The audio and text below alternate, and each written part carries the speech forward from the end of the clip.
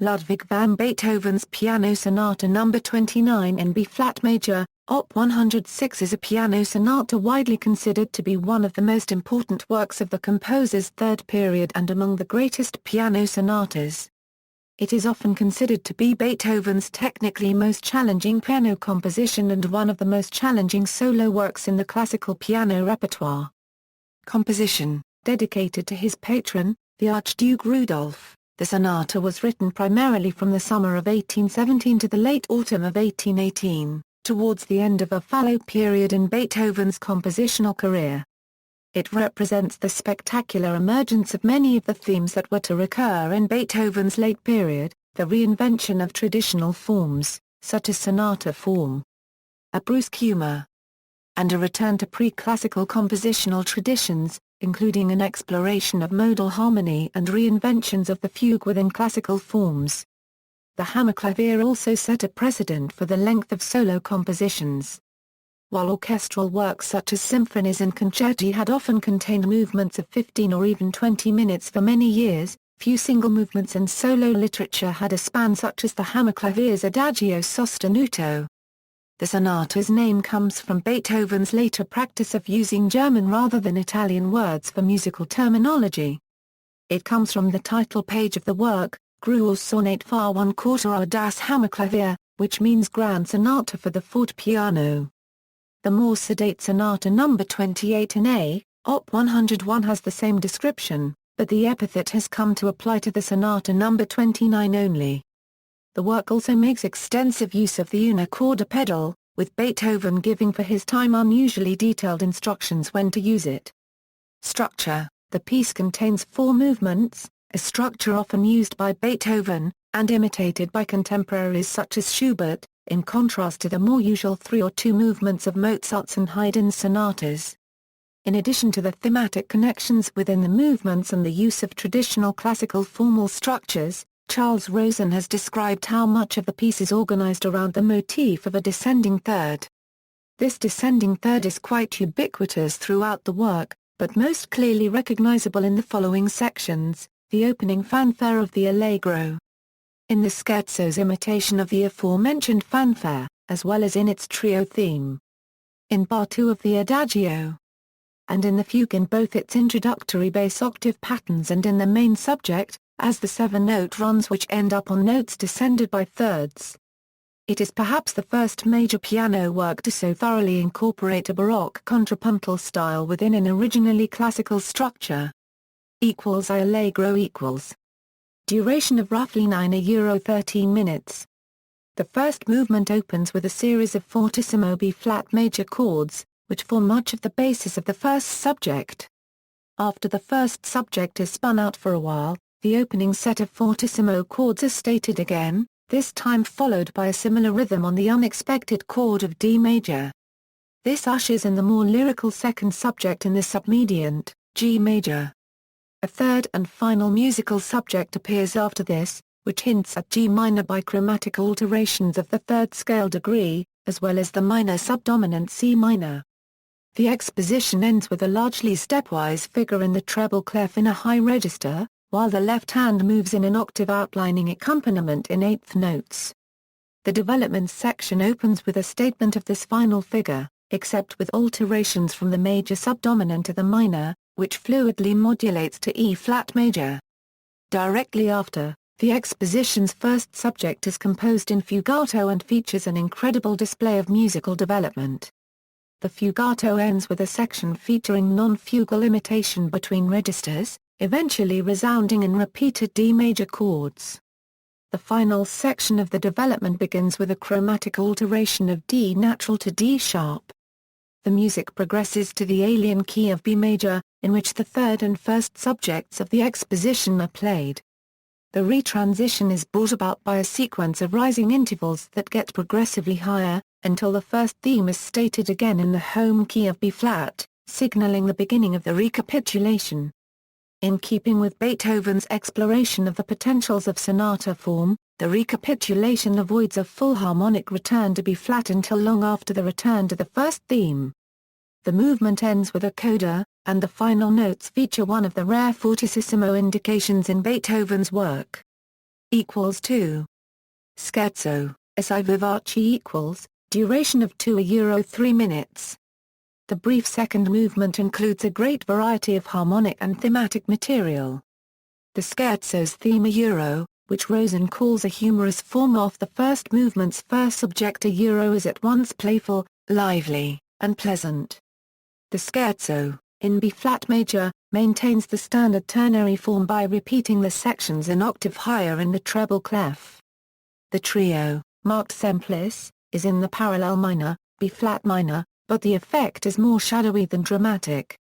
Following this dark interlude, Beethoven inserts a more intense presto section in February 4th meter, still in the minor, which eventually segs back to the scherzo. After a varied reprise of the scherzo's first section, a coda with a meter change to cut time follows. This coda plays with the semitonal relationship between B-flat and B natural, and briefly returns to the first theme before dying away. Equals 3. Adagio sostenuto equals, duration of 14 €20 minutes. The sonata form slow movement, centered on F-sharp minor, has been called, among other things, a mausoleum of collective sorrow, and is notable for its ethereality and great length as a slow movement that finally ends with a Picardy third. Paul Becker called the movement the apotheosis of pain, of that deep sorrow for which there is no remedy, and which finds expression not in passionate outpourings, but in the immeasurable stillness of utter woe. Wilhelm Kempf described it as the most magnificent monologue Beethoven ever wrote. Structurally, it follows traditional classical-era sonata form, but the recapitulation of the main theme is varied to include extensive figurations in the right hand that anticipate some of the techniques of romantic piano music. NPR's Ted Libby writes, an entire line of development in romantic music passing through Schubert, Chopin, Schumann, Brahms, and even Liszt springs from this music. Equals 4. Introduzione, Largo. Allegro fuga, Allegro risoluto equals, duration of roughly 10 to 14 minutes. The movement begins with a slow introduction that serves to transition from the third movement. To do so, it modulates from B-flat minor to B major to A major, which modulates to B-flat major for the fugue. Dominated by falling thirds in the bass line, the music 3 times pauses on a pedal and engages in speculative contrapuntal experimentation, in a manner foreshadowing the quotations from the first 3 movements of the Ninth Symphony in the opening of the 4th movement of that work. After a final modulation to B-flat major, the main substance of the movement appears, a Titanic 3-voice fugue in triple meter. The subject of the fugue can be divided itself into 3 parts, a 10th leap followed by a trill to the tonic, a 7-note scale figure repeated descending by a third, and a tail semiquaver passage marked by many chromatic passing tones, whose development becomes the main source for the movement's unique dissonance. Marked with some licenses, the fugue, one of Beethoven's greatest contrapuntal achievements, as well as making incredible demands on the performer, moves through a number of contrasting sections and includes a number of learned contrapuntal devices, often, and significantly, wielded with a dramatic fury and dissonance inimical to their conservative and academic associations. Some examples: augmentation of the fugue theme and counter-subject in a sforzando marcato at bars 96 to 117, the massive stretto of the 10th leap and trill which follows, a contemplative episode beginning at bar 152 featuring the subject in retrograde, leading to an exploration of the theme in inversion at bar 209. A second, contrasting idyllic subject is introduced at bar 250, which becomes a bass cantus firmus, heard against parts of the first theme. The penultimate episode investigates the implications of sounding the main subject, counter-subject and their inversions simultaneously in stretto. A lengthy coda in B-flat ends the work, the 10th leap and trill rising up the B-flat scale to arrive at 2 conventional dominant tonic cadences which sound nevertheless strangely unstable. This fugue, which Stravinsky called both inexhaustible and exhausting, ranks alongside the last movement of Piano Sonata No. 31, Op. 110, the A Vitam Venturi fugue in the Missa Solemnis, Op. 123, and the Gruel fugue, Op. 133. as Beethoven's most daring and extensive late explorations of the contrapuntal art. Influence: the work, particularly the last movement, had more or less to wait until the 20th century before its significance was realized. Even as progressive a musician as Richard Wagner, who appreciated the work and fully admired the late string quartets, held reservations for what he perceived as a lack of succinctness in its composition. In the 20th century, Pierre Boulez's Piano Sonata No. 2 applies a serial syntax to the playing style of a Beethoven piano sonata. Orchestration: the composer Felix Weinartner produced an orchestration of the sonata. In 1878, Nietzsche had suggested such an orchestration. In the lives of great artists, there are unfortunate contingencies which, for example, force the painter to sketch his most significant picture as only a fleeting thought, or which forced Beethoven to leave us only the unsatisfying piano reduction of a symphony in certain great piano sonatas. In such cases, the artist coming after should try to correct the great men's lives after the fact. For example, a master of all orchestral effects would do so by restoring to life the symphony that had suffered an apparent pianistic death. References: Staines J., Clark D., ed. The Rough Guide to Classical Music. London, Rough Guides. Pages 62.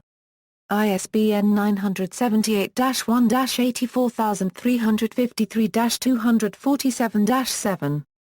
Hinson M. Guide to the Pianist's Repertoire. Bloomington, Indiana, Indiana University Press. Pages 94. ISBN 0-253-33646-5. Tyson A. The Hammerklavier and its English editions. MT 103, 235 €7. JSTOR 950547. The Classical Style, Expanded Edition, pages 423, Wilhelm von Lenz, quoted in the NPR Guide to Building a Classical CD Collection. Ted Libby.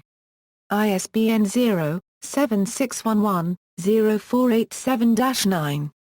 Pages 379. Becker, Paul. Beethoven. J. M. Dent and Sons, Limited, pages 134. Schumann, Carl. Beethoven's Viceroy at the Keyboard in celebration of Wilhelm Kemp's centenary, his 1951–1956 recordings of Beethoven's 32 piano sonatas. Libby, Ted. The NPR Guide to Building a Classical CD Collection. ISBN 0-7611-0487-9. Willie Apel, Retrograde, Harvard Dictionary of Music, pages 728. Human, All Too Human, a section 173.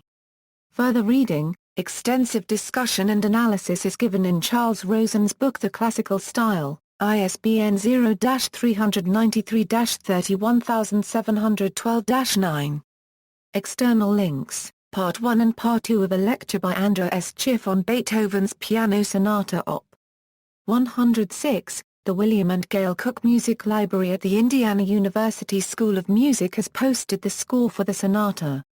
For a public domain recording of this sonata, visit Masopin, Piano Sonata No. 29, Scores at the International Music Score Library Project.